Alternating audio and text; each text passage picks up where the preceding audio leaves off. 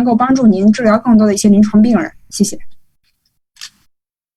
Mr. Washirai, they have something. Maybe if I can have a follow-up on that. A case scenario, we had actually a colleague of mine who actually had these features of ground glass appearance on a CT scan, but he was actually able to even exercise and do press-ups. And I think the medics know that if you're having ground glass appearance, meaning probably you're having infective process with fibrosis, then you're not able to exercise. And that is why we were actually lost as to what's happening. If there is impaired respiratory function from the CT scan, and then practically somebody can be able to actually even do some strainers exercises, and then we were not able to actually understand what that meant. I hope I don't know if maybe they have been able to experience such, and maybe they can be able to explain the same. Translator. Could you please repeat yourself? I did not get the first part. I'm sorry. Yeah, what I'm saying is that we have had a case of actually my colleague who from the CT scan we saw ground glass appearance on the lungs. And so in our understanding, that means then the respiratory functions should be impaired. But this guy could actually do some strenuous exercises, do press-ups and jogging, and we couldn't understand what was actually happening. 您好，我有这样一个问题，就是这个其实是我同事手上的一个病例。我们发现一个病人他的肺部 CT 显示有膜玻璃状的一个影像，但是我们觉得说这个就是显示病人的呼吸功能受损的一个重要的指标。但是我们发现这个病人跑步、仰卧起坐都没有问题。我不知道中国的同事能不能跟我分享，或者是帮我去想一下，或者帮我解释一下这个的原因是什么？这个是不是真正就是觉得说这个病人的呼吸功能或者是肺部功能受损了呢？谢谢。So, Dr. Wu, yes. Okay, yeah. I think that really depends on the overall situation of the clinical picture. First of all, if the patient is in the recovery stage, we have seen many of our patients, they still have those, ground glass alterations or even solidations of their lungs, but they are doing okay because the virus already, eradicated and the inflammation are recovered. It's not only about COVID-19, it's about all types of pneumonia. The clinical improvement is always, earlier than the radiological improvement. So that's not surprising for me.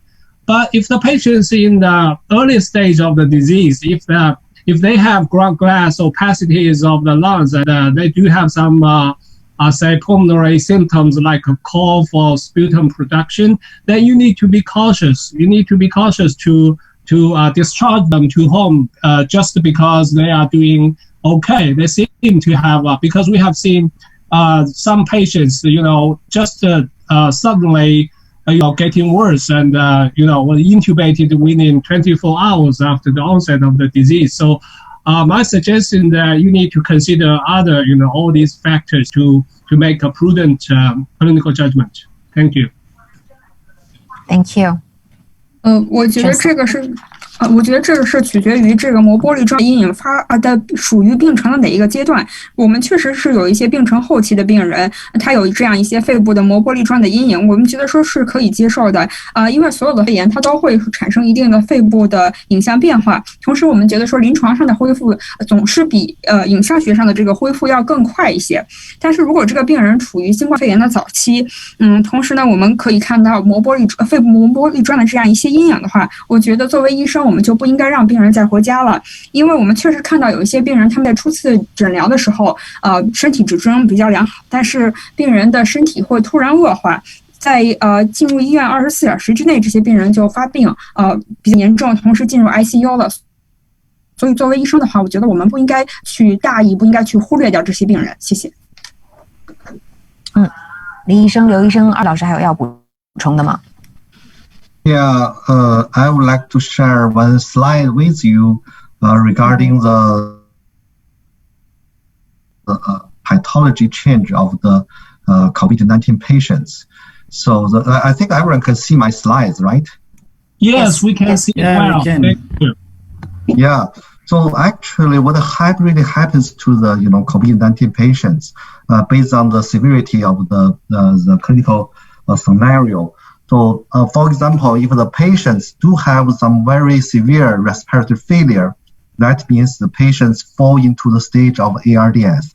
So, as a pulmonologist, what we always deal with all kinds of virus, like SARS, like MERS, like other virus. They can trigger cytokine storm and cause severe acute respiratory failure distress. So that's basic, the pathophysiology change. You can see, this left side is normal alveolar, and the right side, what happens to the alveolar is alveolar flooding. So that this, because of the flooding, then the oxygen cannot go into your blood. So this causes severe respiratory failure. But for regarding the talk, you mentioned that patients, so he only have mild symptoms. I'm pretty sure. So for those patients, they can have some infiltrate, or other, some kind of bilateral opacity. But they don't reach the point of the PF ratio less than 300. So that's very important, clinical judgment. So you need to judge based on the PF ratio. So that's what we always do. I think in terms of the case you mentioned, I think he must be not so severe case. It may belong to the mild or moderate in terms of our guideline. Thank you. Okay, thank you so much, Dr. Lee. Translator, please. 我来分享一下这个新冠肺炎发生的病理生理学的一个指征吧。如果你发现了病人忽然就呼吸困难加剧了的话，我觉得说病人是进入了 ARDS 的这样一个比较严重的严重的时候，作为一个呼吸科的医生的话，我们其实一直都是致力于去针对各种各样的一些病毒，比如说 SARS， 比如说 MERS， 它都会在人体之中导致这样一个炎症风暴或者是细胞因子风暴。我刚才给大家展示的那张图就是新冠肺炎所导致的肺部的一个病理生理学变化。我们可以看到，由于这个新冠肺炎的病理影响，肺泡充血，所以说肺泡不能够再把氧气转移到肺部血管之中。我觉得您说的这里，您的病人，从我的一个判断来讲的话，它是属于轻型或者是普通型。您还需要去进一步观察病人的双肺的阴影，同时也要看一下病人的 PF 值是否小于300来做进一步的临床判断。谢谢。Okay, thank you. 刘医生，您还有其他要补充的吗？我非常同意吴教授和这个李光熙主任的这个说的这个讲解的观点。那么根据临床我们可以看到，由于这个新冠肺炎的病理影响，肺泡充血，说肺里边所以说肺泡不能够再把氧气转移到对于这个膜波厘米度阴影对于人的呼吸功能血管之中。我觉得您说的这里，您的病人，从我的一个判断来讲的话，它是属于轻型或者是普通型。比方说，您还需要去进一步观察。膜波厘度阴影的范围并不是很大，渗出并不是很多，也没有达到刚才说的是炎症这个细胞因子风暴的这种程度。那这时候呢，可能对它的机体影响会稍微小一些。另外一个呢，就是如果这个病人平常属于一个身体比较健壮啊，运动能力、运动耐力都比较强的，明显超出于普通人的这种运动耐量的情况下，稍微的肺里边有些影响，可能对他当时的一些基本的生活质量，比方说走路，乃至于提重物、轻度体力活动、爬楼梯这一类的，可能影响并不会很大。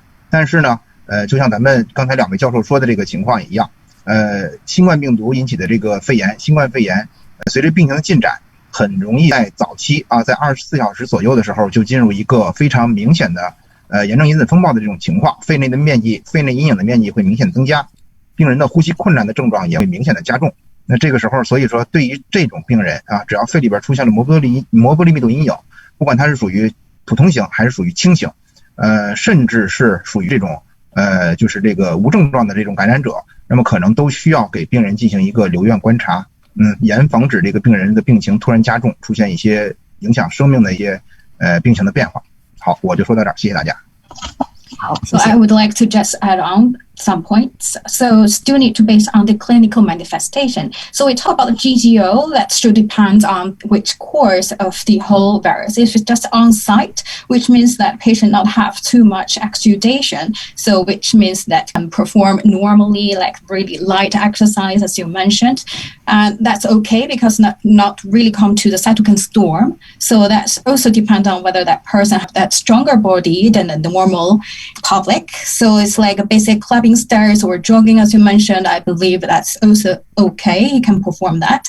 But as we also mentioned by our colleagues, that just within 24 hours, that the course of coronavirus can develop really fast to a worsened stage that we talk about can be intubation stage. So we also can see that from CT scan, the GGO actually is enlarging its space, the scale, and also the patient shows respiratory distress. So that's basically caused the cytokine storm. So we still need to make a very prudent decision, no matter the patient is in the mild symptoms or the normal symptoms or even asymptomatic carriers.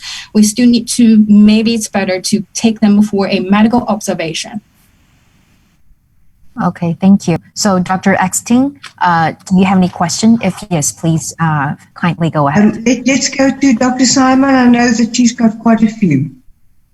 Okay, so Dr. Simon, please. I would like to know the relationship that you found in China regarding people with diabetes and COVID. And we find in South Africa that people with diabetes die a lot more easily from COVID. What are your experiences in China? 你好，我这个问题是关于糖尿病的患者和新冠肺炎之间的关系。因为在我们这边来看的话，南非其实我们糖尿病患者来讲的话，更易于死于这个新冠肺炎。我不知道在中国来讲的话呢，是不是也有相应的这一些相同的现象？谢谢。吴主任，您需要把您的音频打开。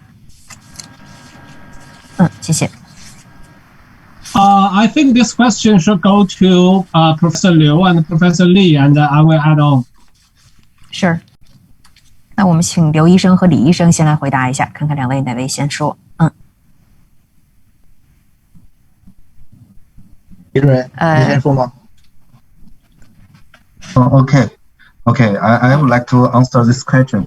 So, my answer is, we did not see so many, regarding our experience, we did not have so many, diabetes patients.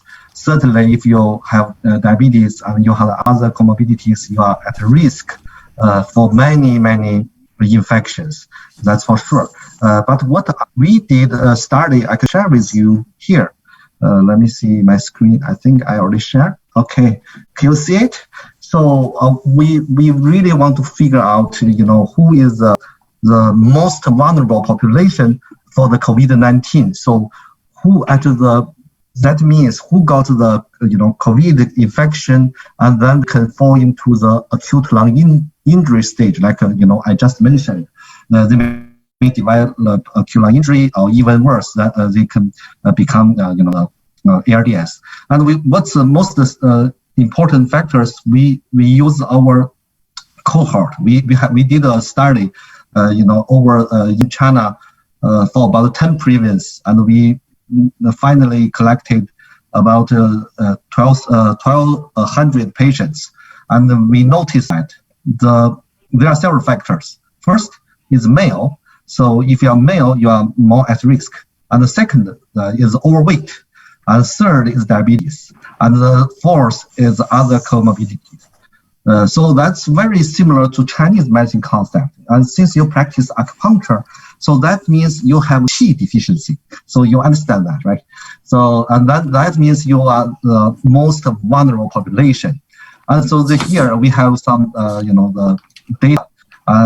For the severe cases, we noticed that overweight proportion is about 69%. And for the moderate, 47% they are overweight. And for the mild cases, they are about 32%. So like what I previously, I talked with some kind of webinar with England. So at that time, I think their president did not go into the ICU yet, but I really predict he probably will end up in ICU because he is quite big size. He is overweight, obviously. And finally, he got recovered. But the overweight is really a big problem for the COVID-19. So a lot of patients die from the COVID because they are oversized. They are overweight. They have some kind of comorbidities. Otherwise, if you are pretty young and you are pretty healthy, and you don't have overweight problem, then you probably will not get, into ICU, and you will not need any respiratory support. It's just mild cases. So that's my answer. Thank you. Okay, thank you, translator. 您好。那我来回答这个问题。首先来讲的话呢，就基于我们的经验，其实我们没有太多这个糖尿病的患者，但是我们不得不说，糖尿病以及其他这些基础疾病的患者来讲的话呢，是新冠肺炎非常易受的这样的一个易感人群。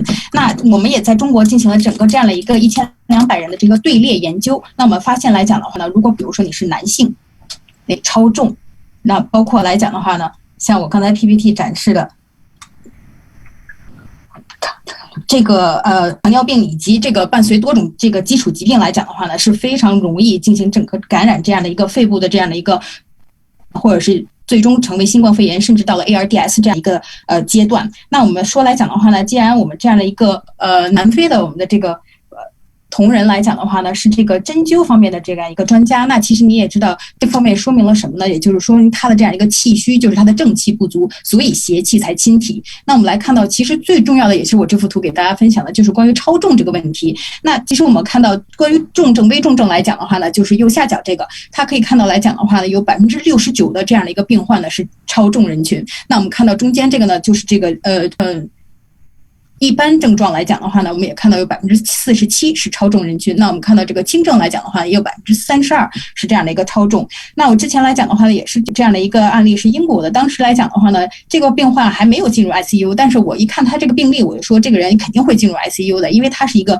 属于这个肥胖的一个人群之一。所以我们当时最后来讲，的确这个人进行了 ICU 的这样的一个治疗。那好在于好消息是他最终是治愈了。那我们说来讲的话，如果你是比如说年纪比较上轻，那没有特别多的这样的一个基础疾病，也不是这样的一个身体超重、体重超重的话呢，其实不太会进入 ICU， 也不太需要这样的一个氧气的支持。那也来讲的话呢，是比较容易治疗的，也就是这个轻重或者是普通症。谢谢。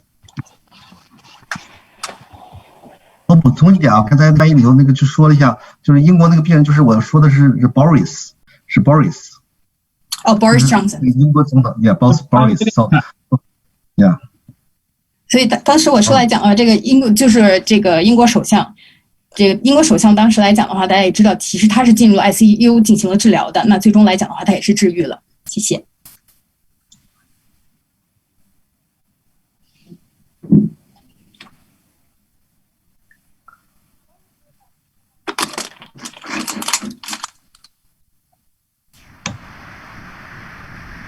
Can I add on some comments?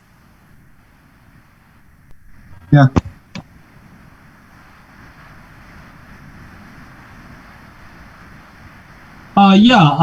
From a perspective of Western medicine, intensive care medicine, we would say that it's true that diabetes was not included in Apache 2 score. But it's also true that patients with diabetes rarely only have diabetes. Usually they have more other comorbidities like obesity, like chronic renal failure, or coronary heart disease. All these are harmful, risk factors. Just against the odds to survive ICU. Thank you. 那其实来讲的话，从这样一个重症医学的角度来讲呢，其实糖尿病的患者来讲的话，它不仅仅只有糖尿病，相对来讲的话，它除了糖尿病之外，可能还会伴随着一些，比如像心脏病。